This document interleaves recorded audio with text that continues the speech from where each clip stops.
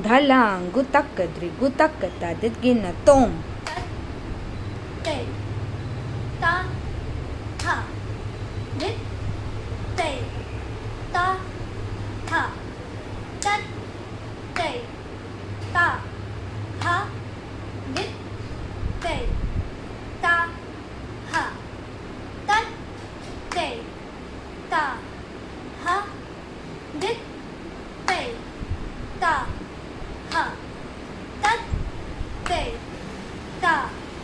ha dit te ta ha tat te ta ha dit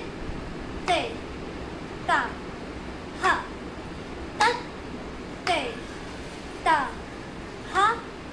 dit te ta ha tat te ta ha dit te ta ha tat te ta